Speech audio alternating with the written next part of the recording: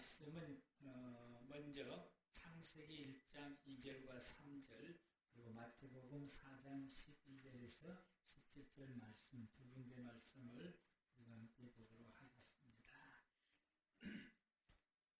창세기 1장 1절에서 2절 말씀 제가 2절에서 3절 말씀 제가 말씀 받들어서 봉독하겠습니다. 땅이 혼돈하고 공허하며 흑암이 깊음에 있고 하나님의 영은 수면 위에 운행하시니라. 하나님이 이르시되 빛이 있으라 하시니 빛이 있었고. 아멘. 마태복음 4장 12절에서 17절 말씀 제가 봉독해 드리겠습니다. 예수께서 요한이 잡혔음을 들으시고 갈릴리로 물러가셨다가 나사렛을 떠나 스불론과 납달리 지경 해변에 있는 가버나움에 가서 사시니 이는 선지자 이사야를 통하여 하신 말씀을 이루려 하심이라. 일러스되 스불론 땅과 납달리 땅과 요단강 저편 해변길과 이방의 갈릴리여 흑암에 앉은 백성이 큰 빛을 보았고 사망의 땅과 그늘에 앉아 있는 자들에게 빛이 비쳤도다 하였느니라. 이때부터 예수께서 비로소 전파에 이르시되 회개하라 천국이 가까웠느니라. 아멘.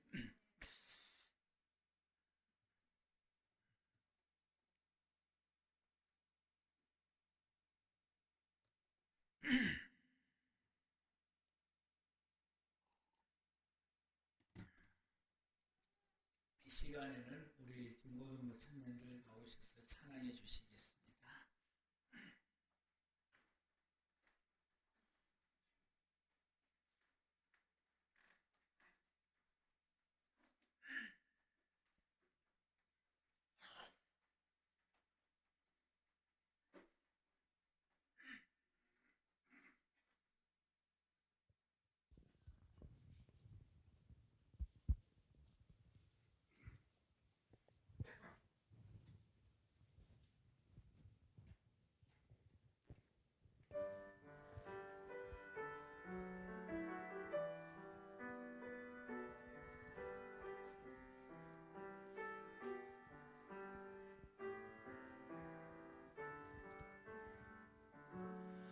당신은 시간을 뚫고 이 땅 가운데 오셨네. 우리 없는 하늘 원치 않아 우리 삶에 오셨네. 당신의 편안 버리고 우리에게 평안 주셨네. 가장 낮은 자의 모습으로 우리 삶에 오셨네. 하나님 우리와 영원히 함께 하시네. 꿈없는 우리에게 그 나라 보여주시네. 연약한 자들의 친구가 되어주시고 힘없는 우리의 인생을 위로하시네. 당신은 시간을 뚫고 이 땅 가운데 오셨네. 우리 없는 하늘 원치 않아 우리 삶에 오셨네. 자신의 편안 버리고 우리에게 평안 주셨네. 가장 낮은 자의 모습으로 우리 삶에 오셨네. 하나님 우리와 영원히 함께 하시네. 꿈없는 우리에게 그 나라 보여주시네. 연약한 자들의 친구가 되어주시고 힘없는 우리의 인생을 위로하시네. 하시네. 예수 이곳에 우리와 함께 영원히. 예수 이곳에 우리와 함께 영원히. 예수 이곳에 우리와 함께 영원히. 예수 이곳에 우리와 함께 영원히. 하나님 우리와 영원히 함께 하시네. 꿈없는 우리에게 그 나라 보여주시네. 연약한 자들의 친구가 되어주시고 힘없는 우리의 인생을 위로하시네. 하나님 우리와 영원히 함께 하시네. 꿈없는 우리에게 그 나라 보여주시네. 연약한 자들의 친구가 되어주시고 힘없는 우리의 인생을 위로하시네. 연약한 자들의 친구가 되어주시고 힘없는 우리의 인생을 위로하시네.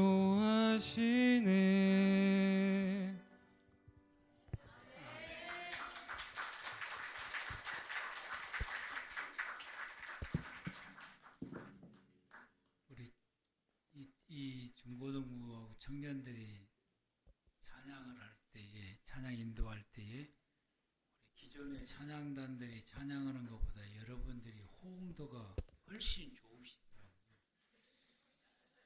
그래서 진짜 됐다 그렇게 생각을 했었거든요. 근데 이제 가만히 묵상을 하다 보니까 여러분들이 하나님을 더 기쁘게 찬양하기 위해서 호응된 것이 아니라 우리 애기들이 찬양하니까 여러분들이 호응하더라고요. 그래서 조금 슬펐습니다. 주님을 찬양하기 위해서 호응한 것이 아니라 애들이 하니까. 그래서 제가 조금 슬펐어요. 그래서 아마 이제 다음 주에는 이제 기존에 우리 그 김준규 집사님 뭐 1호 150을 찬양단 할 텐데, 그때도 여러분들이 오늘 같은 호응을 하면은 주님 내 오늘 내가 판단을 오늘 잘못했구나 그렇게 될 것이고, 여러분이 다음 주에도 뭐 그냥 시큰둥 하면은 역시 그렇지 그렇게 될 것 같아요. 이제 호응 좀 열심히 합시다. 아멘. 너무 참 기쁩니다. 그래서 이 팀에게 이름을 지어주고 싶더라고요. 어떻게 이름을 지을까 하고 고민하다가 그냥 다비드 50이라 그럴까, 다윗의 찬양단이라 그럴까, 여러분 알아서 골라서 쓰시기 바랍니다. 지난주에 그 말씀의 제목을 정하지 않고 내놓았더니 너무 다양한 제목들이 나오게 돼서 내가 그 카톡을 이렇게 단톡을 보고 너무너무 기쁘고 너무 행복하고 너무 좋았어요. 그래서 그걸 이제 또 봐요. 이제 처음부터 다시 이렇게 제목들 써보고. 근데 이제 약속을 하기를 이 가운데서 하나를 선택하겠다라고 말씀을 드렸는데, 이게 하나를 보게 되니까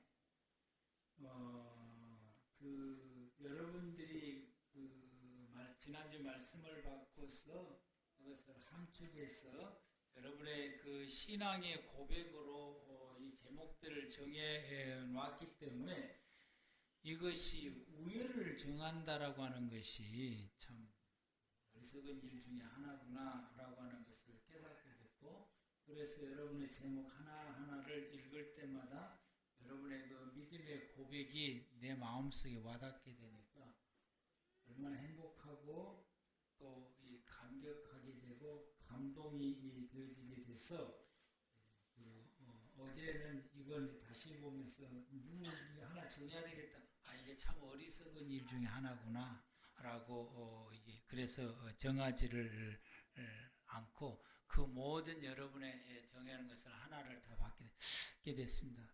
그래 고민 중에 있었더니 우리 김정규 집사님께서 이걸 내놓은 이 사람들에게 선물을 희사를 했어요. 다른 것이 아니고 사탕입니다.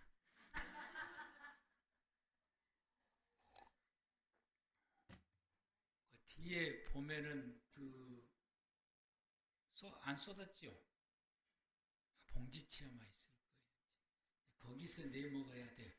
제목 낸 사람들만 내 먹어야 돼요. 이제. 제목을 안 낸 사람들은 먹을 자격이 없어요.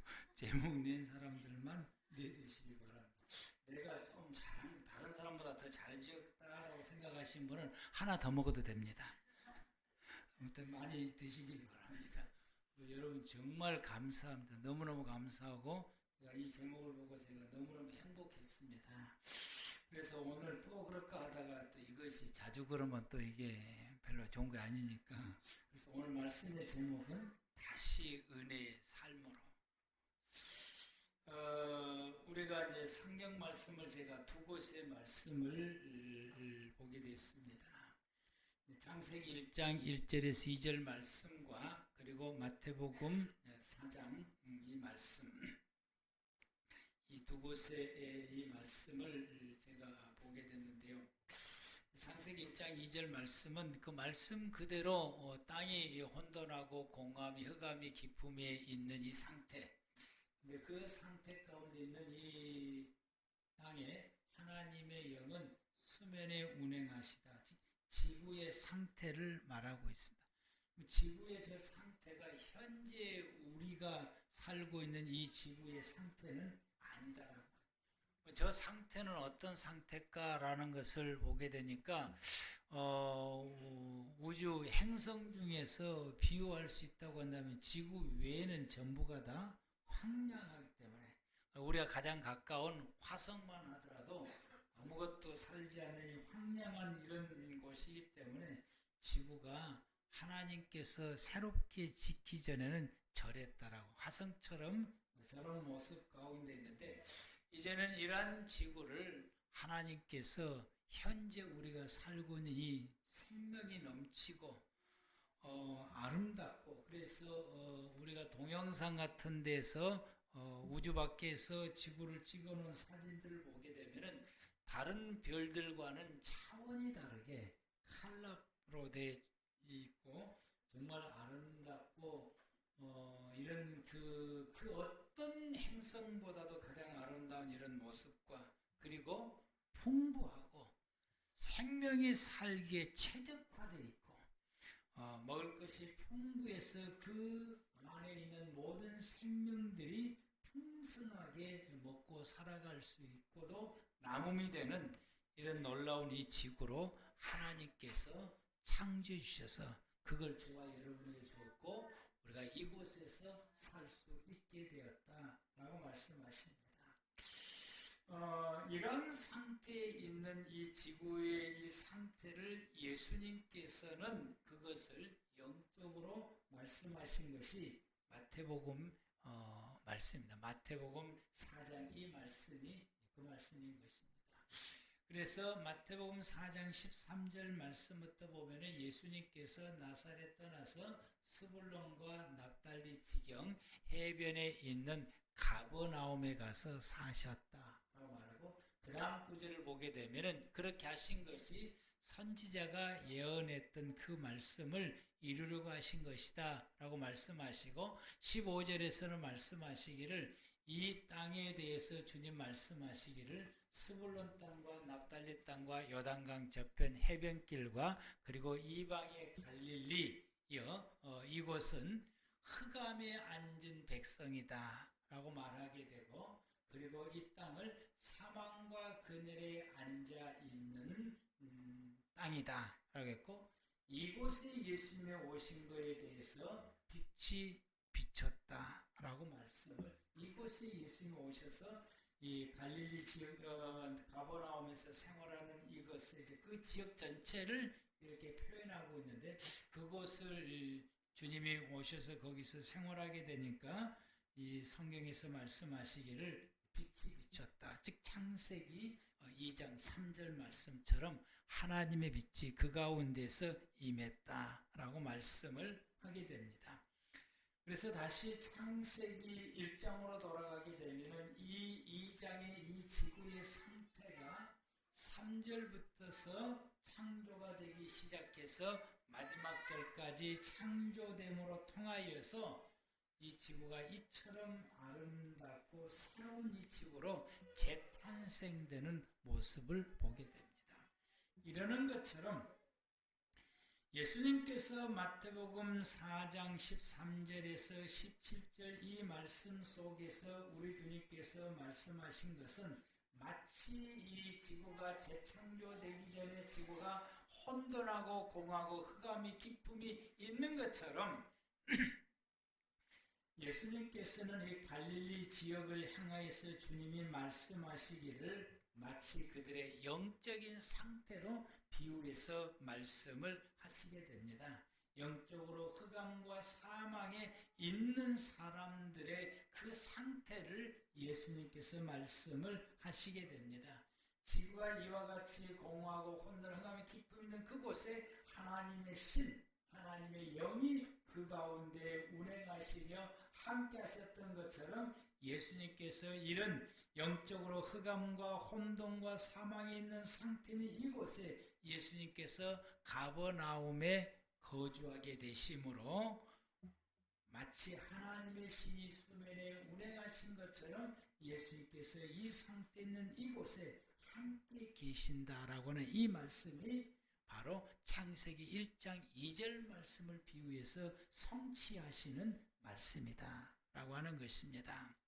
그러므로 이 예수님이 계심으로 통해서 마치 이 지구가 혼돈과 공허, 흑암이 기쁨 있는 이 지구가 이처럼 아름다운 지구로 재탄생되어지는 것처럼 영적으로 이와 같은 이 흑암과 사망의 상태에 있는 우리들의 이 영의 이 모든 상태와 우리의 삶 자체가 예수님이 함께 계심으로 통해서 그 예수님을 통해서 우리의 삶이 새롭게 은혜의 삶으로 거듭나는 은혜가 있어야 됩니다. 아멘. 그래서 오늘 말씀의 제목이 다시 은혜의 삶으로 정하게 된 거예요. 그래서 예수님을 통해서 나와 함께 하시는 그분을 통해서 내가 다시 은혜의 세계로 돌아가서 이 은혜의 삶을 누려야 되는 것입니다. 우리가 하나님께서 이처럼 이 지구를 아름답게 만들어주셔서 그 속에서 우리가 참으로 이렇게 복되게 생활해 가는 것처럼 우리가 예수님을 이 땅에 보내주신 그 예수님을 통해서 저와 여러분들이 영적으로 은혜의 삶을 생활해 갈 수 있는 우리 꿈의 교회 모든 성도 여러분들 되시기를 바랍니다. 그렇게 하려면은 그런 은혜의 삶을 저절로 주어지는 것이 아니라 그렇게 하려면은 우리가 그것을 시도하고 노력하고 그 은혜의 삶을 또 들어가야 가능한 것인데 그렇게 하려면은 첫 번째로는 내 영적 상태를 돌아보고 내 상태가 어느 상태인지를 진단해야 됩니다.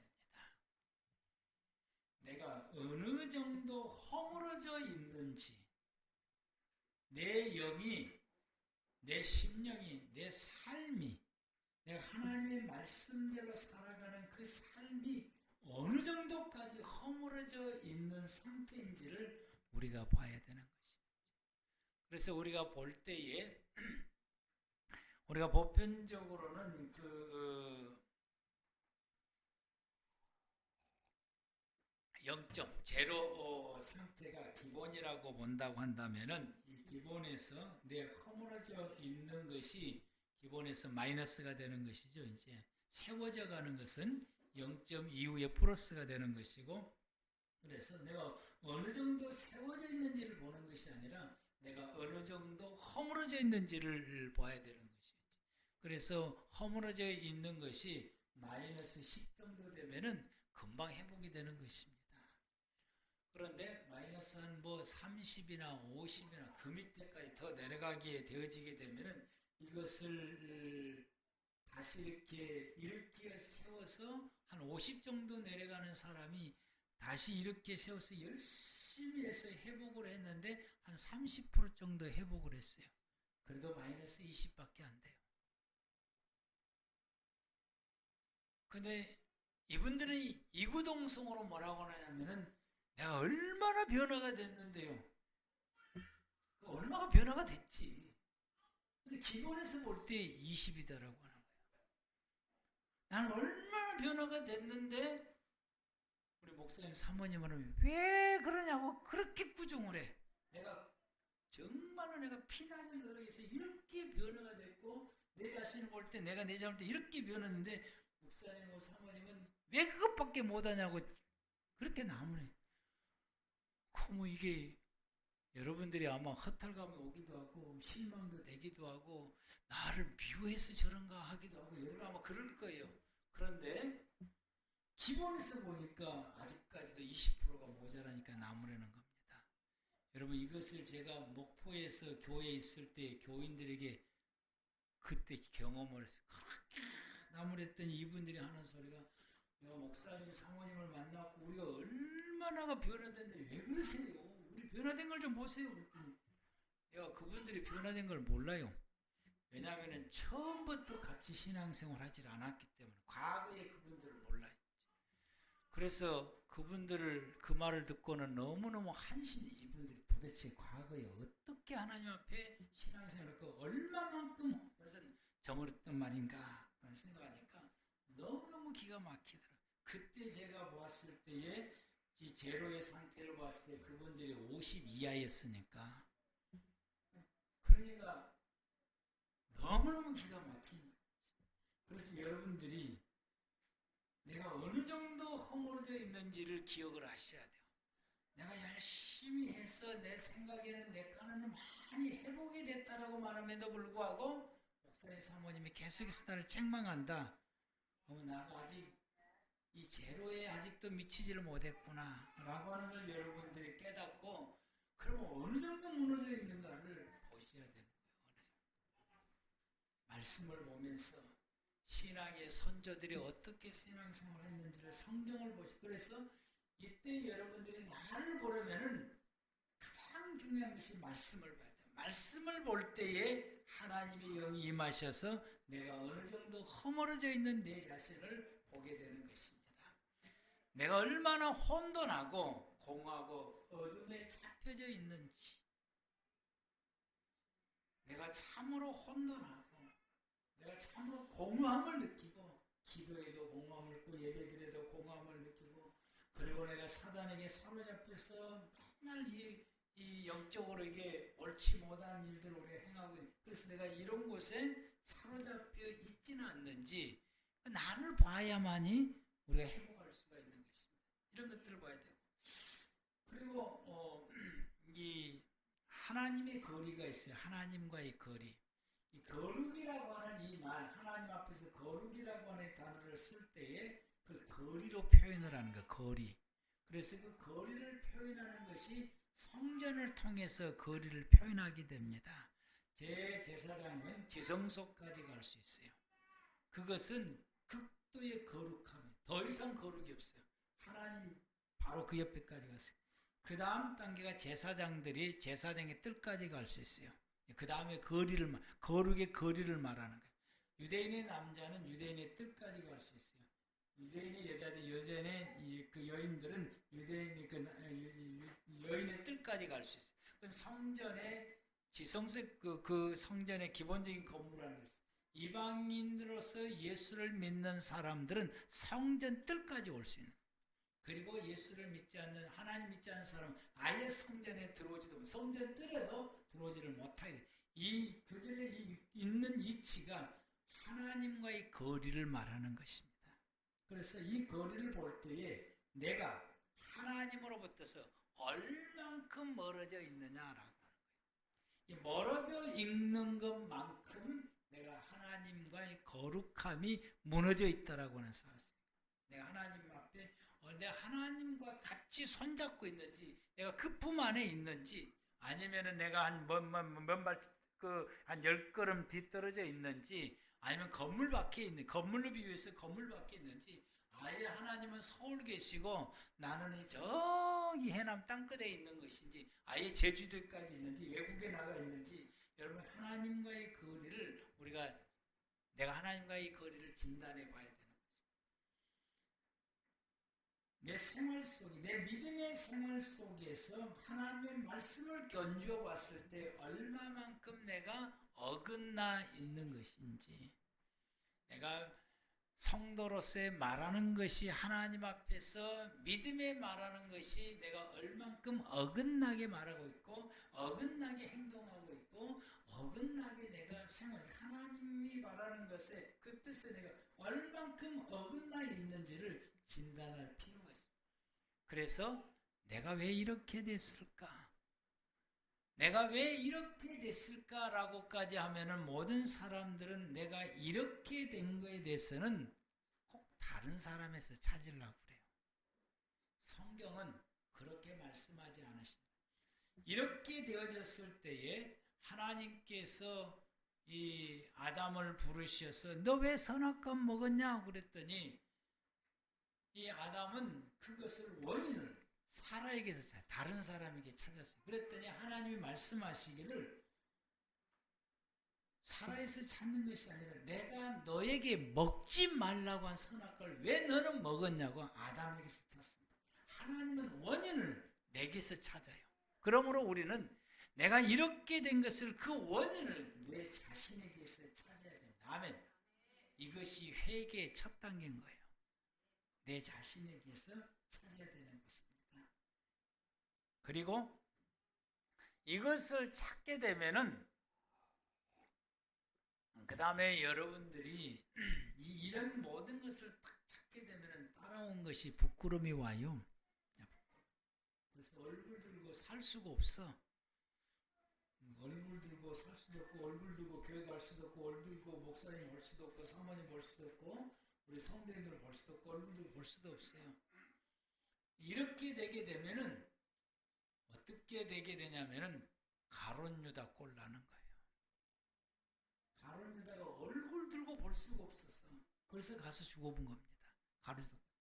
여러분은 이렇게 찾게 되면 여러분들이 너무너무 부끄럽고 내 자신이 너무너무 한심스러워서 여러분들이 얼굴 살지 못하니까 절망과 좌절하게 돼요. 그리고 얼굴 들고 볼 수가 없으니까 아이가 이렇게 될 바에는 가지 말자. 그러고는 교회를 안 나오고.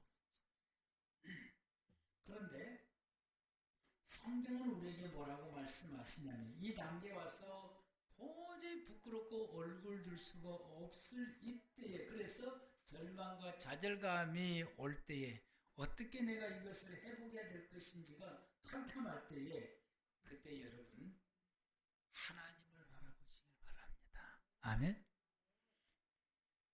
이 창세기 1장 2절 말씀 가운데 이런 상태에 수면에 운행하시는 하나님의 영이 있어요. 수면에 운행하시는 하나님.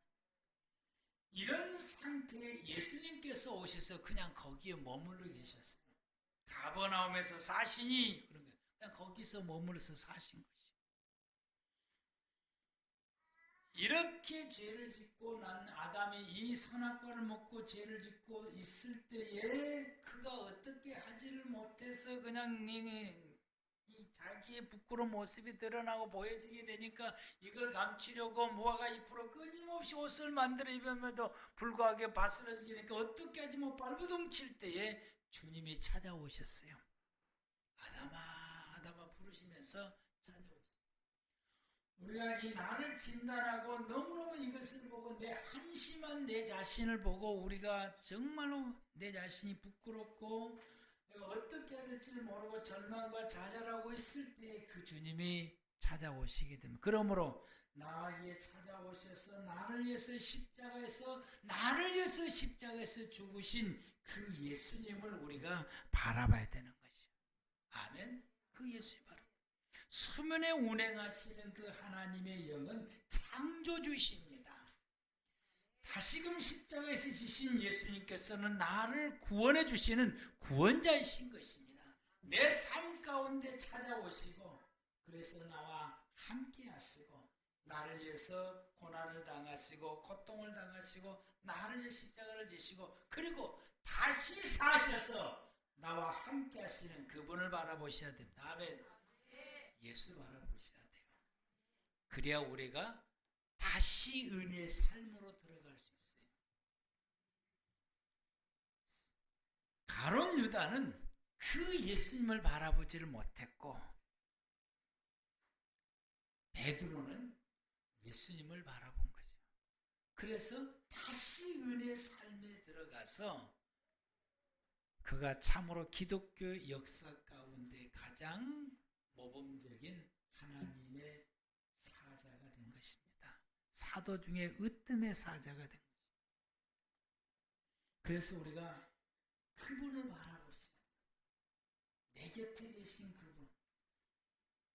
이런 상황 가운데서 나를 고쳐주시고 회복해주시고 나에게 새롭게 할 수 있고 다시 은혜의 삶으로 갈 수 있도록 주님께서 이 땅에 오신 그분을 바라볼 때 우리가 소망이 생깁니다. 그리고 우리가 어떻게 다시 은혜의 삶으로 들어갈 수 있는 용기가 생겨나게 됩니다. 그분을 바라보므로 그분이 내게 뭐라고 말씀하시는지 그 말씀에 우리가 집중을 해야 돼요. 찾아오신 그 주님께서 뭐라고 말씀하신지를 집중하고 그 말씀에 순종을 하신다. 아담에게 찾아오셔서 하나님께서 아담에게 말씀하셨어요. 왜 선악과 먹었냐? 선악과 먹은 그 자체에 대해서 돌이켜서 회개하라 그 말씀인 것입니다. 만약에 아담이 그 말씀을 받아들여서 정말 하나님 앞에 철저히 회개하고 돌이켜서 바로 섰다고 한다면 여러분 창세기 3장에서 가시와 엉겅퀴가 나는 일은 없었을 것이요. 회개하지 않아서 가시와 엉겅퀴가 나는 것입니다. 그래서 화에게도 기대하고 다시금 화에게만 했더니 화는 뱀에게 전가를 시키고 그가 회개하지를 않게 된 것입니다. 왜 그랬을까? 주의 말씀에 귀를 기울여서 그분이 나에게 뭘 하라고 말씀하시는지를 우리가 깨닫고 알아야 돼서 이렇게 하라고 하면 이렇게 해야 되는 것입니다. 구주님께서 이런 영적인 이 상태에 있는 이 가버나움 지역에 오셔서 이 지역에 오셔서 우리 주님께서 그들에게 뭐라고 말씀하시느냐? 17절에 이렇게 말씀하십니다. 이때부터 예수께서 비로소 전파에 이르시되 회개하라 천국이 가까웠다.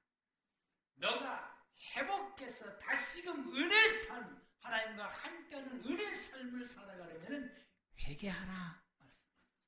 아담에게 회개하라 말씀하신 것처럼 화에게 회개하라 말씀하신 것처럼 오늘 우리 주님께서 우리에게 새로운 은혜의 삶으로 들어가려고 하는 저와 여러분들에게 그래서 천국이 가까웠느니라 이 말씀이 새로운 은혜의 삶으로라고 하는 제목을 정한 것입니다. 그래서 새로운 은혜의 삶 하나님과 함께 살아가는 새롭게 은혜의 삶을 다시 시작하려면 여러분 우리가 회개해야 됩니다. 아멘. 이 주의 말씀을 우리가 들어야 되는 거예요. 주의 말씀을 회개한다고 하는 건 주님의 말씀을 순종하는 것입니다. 여러분 우리가 창세기 1장에서 지구가 이 상태에 있었는데 하나님께서 이 지구에게 말씀을 하십니다. 빛이 있으라. 그 순종하니까 빛이 생겨나게 된 거예요.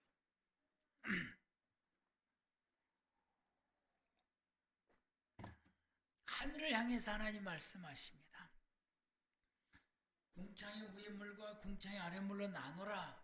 그랬더니 그 수증기 층이 두 층으로 나누어지게 그들의 순종에서 짜자잔 하고 서로 말씀에 순종해서 딱 나누게 된 것이에요.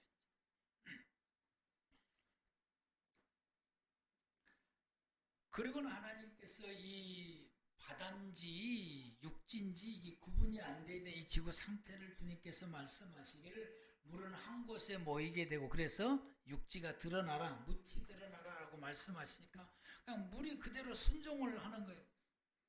그러게 되니까 육지가 드러나게 되고 바다가 생성되어지게 되는 것이에요. 구분이 되어지게 되고 말씀하니까 순종하니까 그렇게 돼요. 땅을 향해서 말하기를 각종 모든 식물들을 내라, 모든 짐승들을 내라, 바다를 향해서 모든 물고기를 내라. 그러니까 그 말씀에 순종했더니 이렇게 역사가 일어나게 돼서 이처럼 아름다운 지구가 되어지게 된 거예요. 말씀을 순종했더니 그렇게 된 것입니다. 하나님이 노아에게 방주 만들어라. 그랬더니 그 말씀을 열심히 만들었더니 홍수로 세상을 심판할 때에 그 속에서 살아남을 수가 있게 된 것입니다. 노아가 예, 알았어요. 예, 알겠습니다. 예, 내일부터 시작할게요. 예, 알겠습니다. 예. 그러고 120년 동안 안 했다고 한다면은 예를 했지만은 그 예가 말씀을 잘 듣는 것 같아요. 근데 순종을 안 한 거예요. 듣기는 잘 들었는데 순종을 해요. 그러면 똑같이 홍수의 멸망을 당한 것입니다. 방주 만들라고는 그 말씀에 순종해서 얼마나 힘이 듭니까?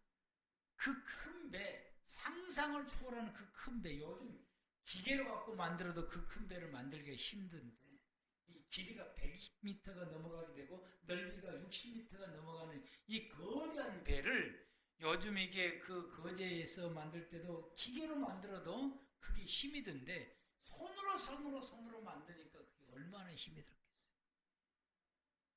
그래도 그 말씀대로 순종을 해서 만들었더니 살아남게 됐어요. 우리가 말씀을 순종한다라고 하는 때로는 힘들고 이처럼 어려워요. 그럼에도 불구하고 말씀에 순종해야 살아나게 됩니다. 창세기 사무엘상 15장 말씀 보게 되면 하나님께서 사울을 보내면서 사울하고 아멜렉을 치되 하나도 남기지 못하고 다 죽였어요.